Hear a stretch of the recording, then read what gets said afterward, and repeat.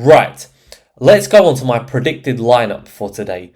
I believe, and this is based on my predictions that Igor Tudor will pick. This is not my preferred lineup. This is why I believe Igor Tudor will pick based on his comments in his press conference. So, let's start in goal. There have been rumours that Anthony Kinski might start. Is that real? Is that actually going to happen? I'd say maybe not. Maybe not in the sense that that could damage the reputation and the confidence of Guglielmo Vicario even more. Would I be happy with Kinski in goal? Yes. I think his kicking ability from the back is next level compared to Guglielmo Vicario. However, Kinski is not the goalkeeper we all think he is. Kinski struggles with a lot of things, and that's mainly shot stopping. So I've gone with Guglielmo Vicario in goal. Now, in front of them, I believe there will be certain interesting changes happening. This formation you see right now in front of you is a 4-3-3. However, I believe there is a very big chance we will see a 4-4-2 shape as well, with Richarlison or Kolo Muani playing as that right mid.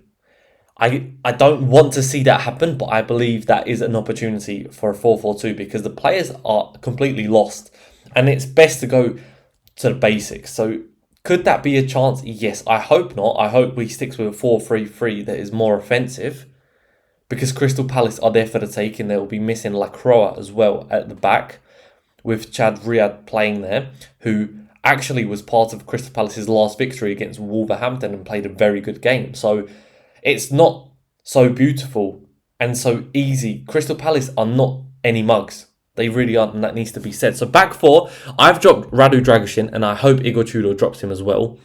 He didn't hint anything during the press conference. However, he mentioned the importance of Kevin Danso and Pedro Porro in his post-match conference or post-match interviews after the Fulham game. So Pedro Porro, Kevin Danso, Mickey van der Ven, and I have gone with left-back Sousa. Now, I had a discussion on X with the Spurs stand, and we were discussing Mickey van der Ven to play left-back or full-back. And I think that's a brilliant idea. If that was the case, you have the opportunity to bring Dragusin in and let Sousa, not soak up so much pressure from such a massive game.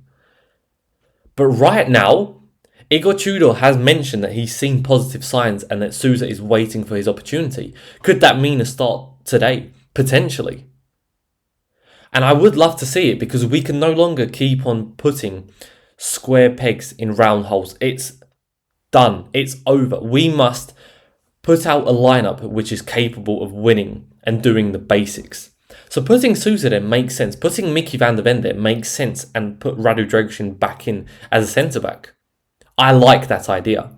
In front of them, I've put Palhinha in there, definitely. You have to build around certain players that are fighters, that are ready for a relegation battle, and that is João Palhinha. The reason I've put Conor Gallagher in there is not because I would put him in there, it's because what Igor Tudor has been saying and his importance of playing Igor Tudor. Of playing Conor Gallagher. He's mentioned the importance of Conor Gallagher on and off the ball. He's mentioned a lot of positives about him yesterday. So I believe Conor Gallagher starts ahead of Pape Matar Sarr, which I don't like. I would rather Sarr be in the starting 11. Xavi Simons, another player who has been performing extremely low. He's been underperforming for some time now in the Premier League. However, you need some creativity because if you take him out of the team, you have zero creativity in that team. He must start. He must definitely start. So I've put Xavi Simons. I've got him as a left central midfielder. Of course, he'll be operating as a 10, but I imagine him being as the 10 that Dominic Solanke had against Fulham. So not a left midfielder, but a 10. That's what I'm hoping for. And the front three, Richarlison has been praised by Igor Tudor to a large extent. I was very happy about that because Richarlison is a fighter. He has been in this situation with Everton. He must be, from minute one, in the team. Who scored the last winning goal in a Premier League game for us 11 match weeks ago? It was Richarlison. He must be in that team. He is a fighter. And although I don't rate his quality on the ball from a technical point of view, I know he will give you everything on the pitch, which cannot be said about half the team that you see here. Up front, I've gone for Dominic Solanke because you need someone to score goals. You need someone to press. You need someone to have that relentless energy. He hasn't necessarily shown that this season, but he was a big difference in that Borussia Dortmund performance in January in the Champions League. And of course, Kolo Muani into the team because, not that he deserves to start after that Fulham performance, but because Igor Tudor knows him inside out. He knows how to use him. And you need to win games. You need to find goals from somewhere. And Kolo Muani and Dominic Solanke are two players you have to build around. Richarlison as well. So that's our best forward line? No, it definitely isn't, because Matisse Tel has been, again, left out on the bench, and I believe he will be, especially the comments that Igor Tudor made. You can check that out on my last video on this channel. Please do that. But also, you need someone to come off the bench and give you that energy, that spark. And Matisse Tel will do that. When Matisse Tel will be coming on, the fans will be delighted because they've been very impressed with the Fulham cameo, and they've been very impressed in recent weeks as well. So, this is the team to take on Crystal Palace. Is this the team to help us escape from a relegation battle? Is this the team that wins after 11 game weeks? You tell me. I really, really don't know what will happen.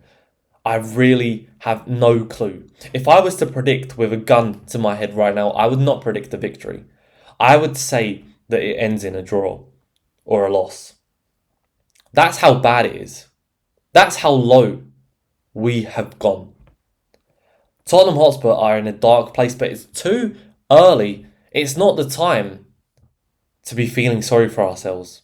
It's the time to take action. And I put out a post yesterday saying, if you want to know how the players felt last night, if you want to know what they felt when Nottingham Forest equalised, when West Ham put the ball in the back of the net, all you have to do is wait for tonight and you will see a response.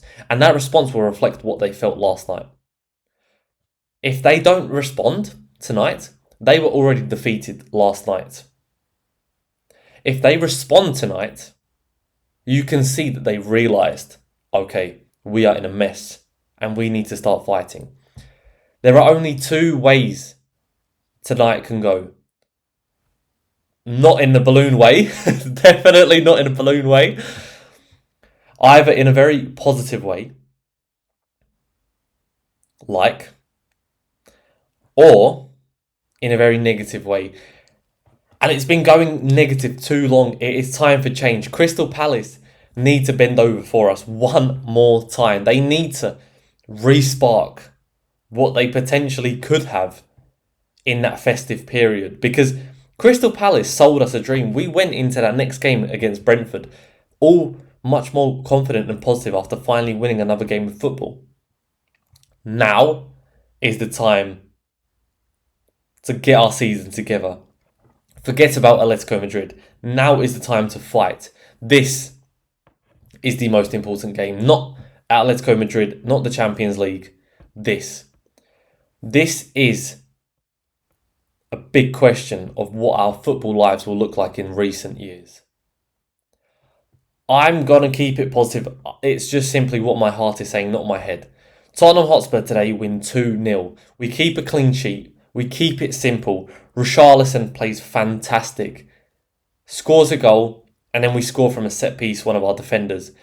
And Tottenham Hotspur will suddenly look much more positive when we wake up tomorrow. I hope I'm correct. Thank you for watching. Thank you for tuning in. See you later. See you tonight. Up the Spurs. Come on, you Spurs.